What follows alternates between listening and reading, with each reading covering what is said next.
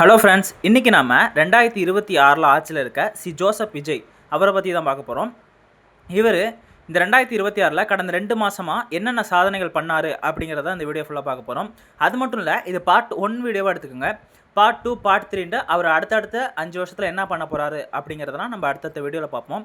முதல்ல தமிழக வெற்றி கழகம் அப்படிங்கிற கட்சி 2024 பிப்ரவரி 2 ஆரம்பிக்கிறாங்க. இப்போது கட்சி ஆரம்பிச்சிட்டா மட்டும் போதுமா, அதோட மாநாட்டு நடத்தணும். அந்த மாநாட்டில் அவர் என்னென்ன கொள்கைகள் வச்சுருக்காரு, யாரை ஃபாலோ பண்ணுறாரு எல்லாத்தையும் சொல்லணும்.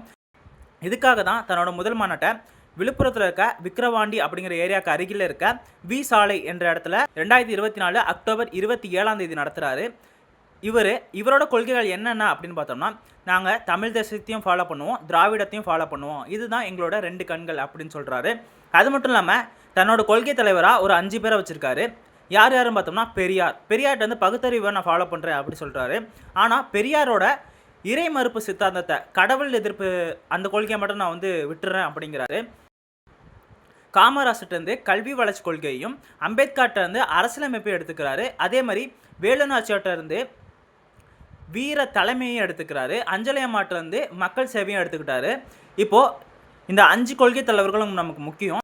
இந்த 5 பேர்த்த பற்றியும் எக்ஸாமில் கேட்குறதுக்கு நிறையவே வாய்ப்பு இருக்குது. ஸோ அதனால தான் நான் ஆல்ரெடி காமராஜர் பற்றியும் அஞ்சலி அம்மாள் பற்றியும் வீடியோ போட்டிருக்கேன். மீதி இருக்க 3 பேர்த்த பற்றியும் சீக்கிரம் வீடியோ போட்டுருவேன். அந்த லிங்க்கு கீழே டிஸ்கிரிப்ஷனில் தரேன், மறக்காமல் பாருங்கள். ஏன்னா அஞ்சலி அம்மாள் பற்றின எல்லா டேட்டாவும் நான் எடுத்து கொடுத்துருக்கேன். அதை தாண்டி டேட்டா இருக்க வாய்ப்பே கிடையாது. மறக்காமல் டிஸ்கிரிப்ஷனில் லிங்க் தொட்டு பார்த்துருங்க. அடுத்து போவோம். இவர் 17வது சட்டமன்றத்தை இந்த ஜோசப் விஜய் அமைக்கிறாரு. ஏப்ரல் மாதம் எலெக்ஷன் நடக்குது. மே 4 ரிசல்ட் வருது. மே 10 இவர் ஆட்சி அமைக்கிறாரு. இந்த எலெக்ஷனில் மொத்தம் 81.01% வாக்கு பதிவாயிருக்கு. இந்த மாதிரி ஒரு பர்சன்டேஜில் வாக்கு பதிவானதே இல்லை. ஏன் அப்படின்னு பார்த்தோம்னா எஸ்ஐஆரோட ஃபுல் ஃபார்ம் என்னென்னு எனக்கு மறக்காமல் கமெண்ட் பண்ணுங்கள். ஏன்னா ஒவ்வொருத்தரும் ஒவ்வொரு மாதிரி சொல்கிறீங்க. நீங்கள் யார் கரெக்டாக கமெண்ட் பண்ணுறீங்கன்னு பார்ப்போம். இந்த எலெக்ஷனில் 5,67,07,380 பேர் தகுதி பெற்றிருக்காங்க அப்படின்னு சொல்கிறாங்க.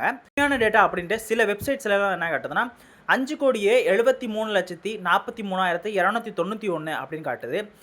ஆனால் வெங்கடேசன் புக்கில் 5,67,07,380 தான் காட்டுது.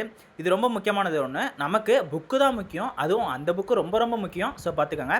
இந்த எலெக்ஷனில் 2,77,38,925 பேர் ஆண்கள் வாக்களிக்க தகுதி பெற்றவங்க. ஆனால் வாக்களித்தவங்க எத்தனை பர்சன்டேஜ் பேர்னா 83.57% பேர் தான் வாக்களித்தவங்க. பெண்கள் அப்படின்னு பார்த்தோம்னா 2,89,60,838 பேர் பெண்களாக. ஆனால் இந்த எலெக்ஷனில் வாக்களித்தவங்க எத்தனை பர்சன்டேஜ் பேர்னா 85.76% பேர் தான் பெண்கள் வாக்களிச்சிருக்காங்க. அதே மாதிரி 7,617 பேர் 3ஆம் பாலினத்தவர். அவங்க வந்து வாக்களிக்க தகுதி பெற்றவங்க. ஆனால் எத்தனை பேர் வாக்களிச்சிருக்காங்க அப்படின்னு பார்த்தோம்னா 60.49% பேர் தான் வாக்களிச்சிருக்காங்க. தகுதி பெற்றவங்க அப்படின்ட்டு 18 வயசுக்கு மேலே ஓட்டர் ஐடி உள்ளவங்க அப்படின்னு எடுத்துக்கலாம். எஸ்ஆரில் ரிமூவ் பண்ணவங்களாம் இந்த இறந்தவங்க டேட்டா, இந்த வேறு சிட்டிசன்ஸ் வச்சுருக்கவங்க அவங்களாம் வந்து ரிமூவ் பண்ணியிருப்பாங்க. இந்த தேர்தலில் 7,599 வேட்புமனு வந்து தாக்கல் செய்கிறாங்க. ஆனால் கடைசி எத்தனை பேர் போட்டி போட்டாங்கன்னா 4,023 பேர் தான் போட்டி போட்டிருப்பாங்க. ஏன் அப்படின்னு பார்த்தோம்னா 5,139 பேரோட ஃபார்ம் வந்து ஏற்றுக்கிட்டாங்க. அதில் 500க்கும் மேற்பட்டவர் வந்து வாபஸ் வாங்கிட்டாங்க. இதில் வேட்புமனு வந்து சரியாக ஃபார்ம் ஃபில்அப் பண்ணல, சரியான டேட்டா இல்லை அப்படின்னு 2,460 பேரோட ஃபார்ம் வந்து நிராகரிச்சிருப்பாங்க. இப்போ கடைசியாக எலெக்ஷன் நடந்து முடிஞ்சிருச்சு. தாவேக அரசு, அதாவது டிவிகே அரசு 108 இடத்துல 108 எம்எல்ஏவோட ஜெயிக்கிறாங்க. இல்லை ஜோசப் விஜய் அவர்கள் 2 இடத்துல 2 தொகுதியில் நின்று ஜெயிக்கிறாரு. ஆனால் பெரும்பான்மையான 118 இடம் அப்படிங்கிறது அவங்கள்ட்ட இல்லை.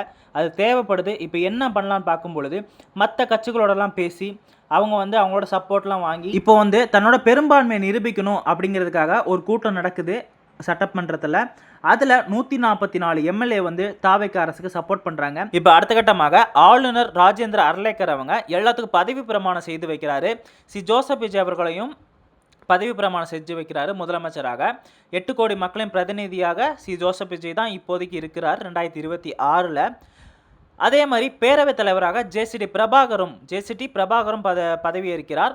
இவர் தான் நம்மளோட இப்போ ஸ்பீக்கராக இருக்கார். ஞாபகம் வச்சுக்கோங்க, சட்டமன்றத்தின் ஸ்பீக்கர், அதாவது பேரவைத் தலைவராக ஜேசிடி பிரபாகர் இருக்கார். சட்டமன்ற மேலவை கிடையாது. 1986 தூக்கியிருப்பார் எம்ஜிஆர் அவர்கள். இப்போ ஜோசப் விஜய் பதவி ஏற்றோட்டியே ஒரு 3 கையெழுத்து போகிறாரு. என்னென்ன கையெழுத்து போகிறாரு அப்படின்னா, ஃபஸ்ட்டு 2 மாதத்துக்கு 500 யூனிட் வரை எப்போதுமே கரண்ட் பில்னா 2 மாதத்துக்குள்ள தானே எடுப்பாங்க. 1 மாதம்லாம் இல்ல. 2 மாதத்துக்கு ஒரு தடவ தான் கரண்ட் பில் எடுப்பாங்க. அதில 500 யூனிட் வரை மின்சாரம் நீங்க பயன்படுத்தியிருந்தீங்க அப்படின்னா, உங்களுக்கு 200 யூனிட் வரையும் ஃப்ரீயா தருவோம் அப்படின்னு சொல்றாங்க. அது ஒரு கையெழுத்து போடுறாரு. அதே மாரி பெண்களோட பாதுகாப்புக்காக சிங்கப்பெண் அதிரடிப்படையை ஆரம்பிக்கிறாரு. இந்த சிங்கப்பெண் அதிரடிப்படை வந்து ரொம்ப ரொம்ப முக்கியம். ஸோ நோட் பண்ணிக்கோங்க. நான் இத பத்தி சொல்லப் போறேன். அடுத்த பாயிண்ட் தான். அடுத்து 3வது கையெழுத்து என்ன போடுறாருன்னா, போதைப்பொருள் தடுப்பு படையை உருவாக்குறாரு. 37 காவல் நிலையம், 9 மாநகராட்சியில் உள்ள காவல் மாவட்டங்கள்ல தலா 1 வீதம். அதாவது 9 மாநகராட்சியில் உள்ள காவல் மாவட்டங்கள்ல இருந்து தலா 1 வீதம்னு மொத்தம் 28 காவல் நிலையங்களை எடுத்து மொத்தம் 65 போதைப் பொருட்கள் தடுப்பு படை அமைக்கப்படும் அப்படின்னு 3வது சைன் போடுறாரு. இது 3மே ரொம்ப ரொம்ப முக்கியம். எக்ஸாமில் குரூப் 1க்கு இது ரொம்ப ரொம்ப முக்கியம். நோட் பண்ணிக்கோங்க. சிங்கப்பெண் அதிரடி படையை பற்றி முழுசாக பார்ப்போம். இந்த சிங்கப்பெண் அதிரடி படை எதுக்கு உருவாக்கப்பட்டதுன்னா அப்படின்னா, பொதுவெளியில் மக்கள் அதிகமாக கூடுற இடங்களான bus stand, railway station, schools, college இந்த மாதிரி இடத்துலலாம் சிங்கப்பெண் அதிரடிப்படை வந்து பெண்களுக்கு அகேன்ஸ்டாக எதாவது நடக்குதா அப்படின்னு கண்காணிக்கும் அப்படிங்கிறதுக்காக அது உருவாக்குறாங்க. எப்போ உருவாக்குறாங்க பார்த்தோம்னா, ஜூன் 9, 2026 அன்னைக்கு இது வந்து அமலுக்கு வருது. சிங்கப்பெண் அதிரடிப்படை வந்து சென்னை எழும்பூரில் ராஜரத்ன மைதானத்தில் இதை வந்து லான்ச் பண்ணுறாங்க. எப்போன்னு பாருங்கள், ஜூன் 9, 2026. இந்த டேட்டு முக்கியம். எக்ஸாமில் இந்த டேட்டு கேட்குறதுக்கு 100% என்ன 1000 டைம் கூட வாய்ப்பு இருக்குது. பார்த்துக்காங்க. டிஜிபி அலுவலகத்திலேருந்து ஐஜி அந்தஸ்தில் இருக்க ஒரு உயர் அதிகாரியை தலைமை ஏற்பாங்க அப்படின்னு சொல்கிறாங்க. ஐஜி அந்தஸ்தில் என்ன, ஐஜி தான் இதுக்கு தலைமையாக இருப்பாங்க அப்படின்னு சொல்லலாம். அப்படி அமைக்கப்பட்ட முதல் ஐஜி தான் கே பவானீஸ்வரி. இந்த படையில் முதல் திருநங்கையான தென்காசி சேர்ந்த திவ்யா காமராஜர் அவர்களும் இருக்காங்க. இதுவும் கேட்கலாம் எக்ஸாமில். பார்த்துக்கோங்க. இந்த படை வந்து ஐஜி தலைமையில் 36 குழு கொண்டு இருக்கும் அப்படின்னு சொல்கிறாங்க. ஒரு எஸ்பி, 2 டிஎஸ்பி, 4 ஆய்வாளர்கள், 8 உதவியாளர்கள் என 36 போலீஸுடன் முதலமைச்சரின் நேரடி கட்டுப்பாட்டில் இருக்கும். பாருங்கள், சிங்கப்பெண் சிறப்பு படை வந்து முதலமைச்சரோட நேரடி கட்டுப்பாட்டில் தான் இருக்குது. இதுவும் நோட் பண்ணிக்கோங்க. ரொம்ப ரொம்ப முக்கியம். இந்த சிங்கப்பெண் சிறப்பு அதிரடிப்படை தான் நமக்கு எக்ஸாமில் வரப்போகிற கொஷினு. கண்ணை மூடி பார்த்தாலே கொஷின் பேப்பரில் தெரியுது. அடுத்து இந்த தாவேக்கா அரசு அடுத்து என்ன பண்ணுறாங்க அப்படின்னா, 3 சைன் போட்டு அடுத்து டாஸ்மாகிட்ட போயிட்டாங்க. ஸ்கூல்கிட்ட, காலேஜிட்ட, பஸ் ஸ்டாண்ட்கிட்ட இருக்க ஒயின் ஷாப்பு, அதாவது டாஸ்மாகெல்லாம் 500 மீட்டருக்குள்ளே இருக்கிற கடைகளெல்லாம் மூடணும் அப்படின்ட்டு ஒரு 717 கடையை மூடணும் அப்படின்ட்டு ஆர்டர் பண்ணுறாங்க. 2 வாரத்துக்குள்ளே இது மூடணும் அப்படின்னு சொல்கிறாங்க. வழிபாட்டு தளத்தில் இருந்து 276 கடையும், கல்வி நிலையம், காலேஜ் இது மாதிரிலாம் வரும், ஸ்கூல்ஸ் இதெல்லாம், அங்கேருந்து 186 கடையும், பேருந்து நிலையம் பஸ் ஸ்டாண்ட்லேருந்து 256 கடையும் மூடணும் அப்படின்ட்டு மொத்தம் 717 கடையை டார்கெட் பண்ணுறாங்க.